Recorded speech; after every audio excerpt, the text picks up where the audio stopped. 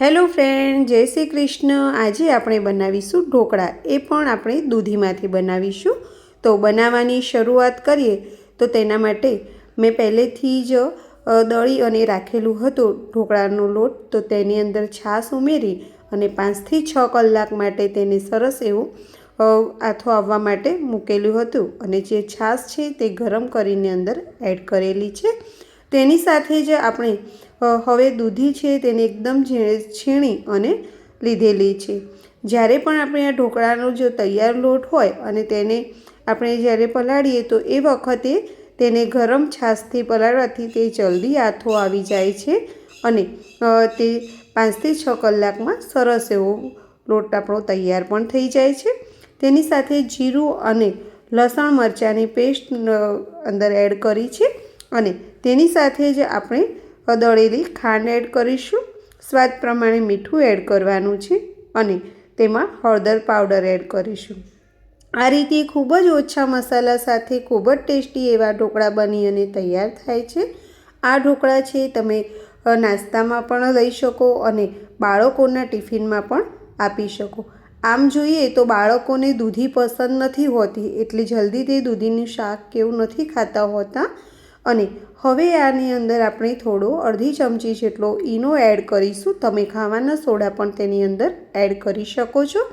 તેને બરાબર એક જ ડાયરેક્શનમાં સરસ એવું મિક્સ કરી લઈશું અને આ રીતનું સરસ એવું બેટર બનાવી અને તૈયાર કરી દઈશું। આપણું બેટર અત્યારે બની અને તૈયાર થઈ ગયેલું છે। મેં પહેલેથી જ ઢોકળાની થાળી એક તેલ લગાવી અને તૈયાર મૂકેલી છે। તો તેની અંદર જ હવે આપણે તેને પાથરી દઈશું।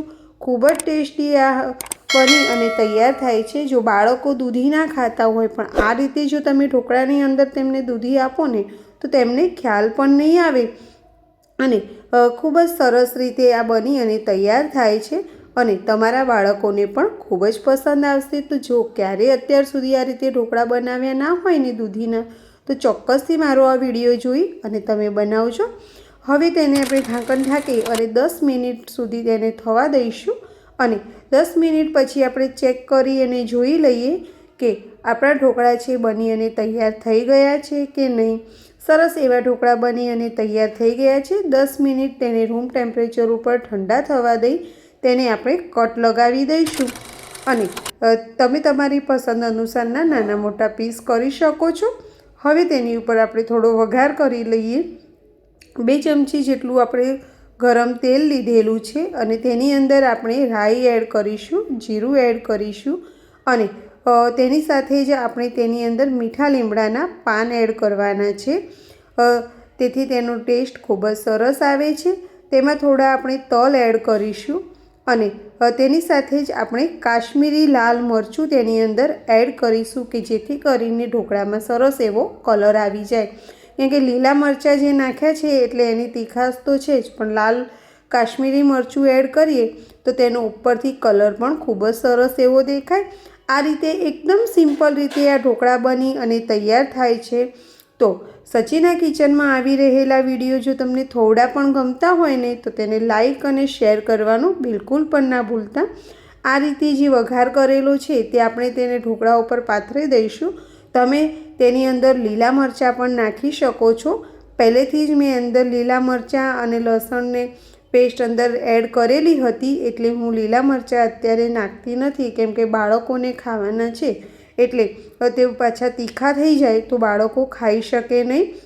આ રીતે સરસ એવો વઘાર પાથરી તેની ઉપર મૂકો તો સરસ એવું દેખાવમાં પણ લાગશે અને આ રીતે જો ઉંફાળા એવા ઢોકળા તૈયાર હશે અને એ ટાઈમે આપણે વઘાર આ રીતે નાખીએ ને તો ખૂબ જ સરસ એવો તેનો ટેસ્ટ પણ ઢોકળાની અંદર આવી જાય છે।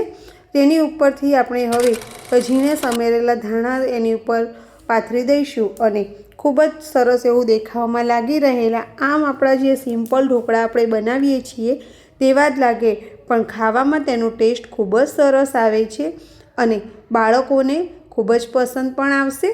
તો તમે જુઓ કે એકદમ સરસ રીતે આપણા ઢોકળા બની અને તૈયાર થઈ ગયેલા છે। પહેલી નજરે જોઈએ તો એવું લાગે પણ નહીં કે દૂધીના બન્યા છે કેમ કે મેં જે છીણીનો ઉપયોગ કર્યો છે એકદમ ઝીણી લીધેલી છે કે જેથી કરીને ખૂબ જ સરસ રીતે તે અંદર ઢોકળાનું ખીરું હતું તેની અંદર દૂધી સરસ એવી મિક્સ થઈ ગયેલી છે.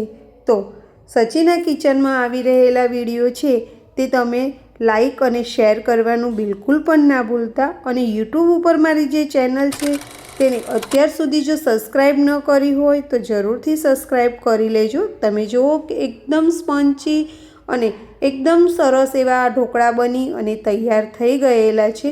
પહેલી નજરે જોઈએ તો ખાવાનું મન થઈ જાય એવા સરસ એકદમ પોચા અને દરેકને પસંદ આવી જાય એવા આ ઢોકળા બની અને તૈયાર થઈ ગયેલા છે. તમે જો આ રીતે ક્યારેક ઢોકળા દૂધીના ના બનાવ્યા હોય તો ચોક્કસથી બનાવજો. તમારા ઘરમાં પણ દરેકને ખૂબ જ પસંદ આવશે.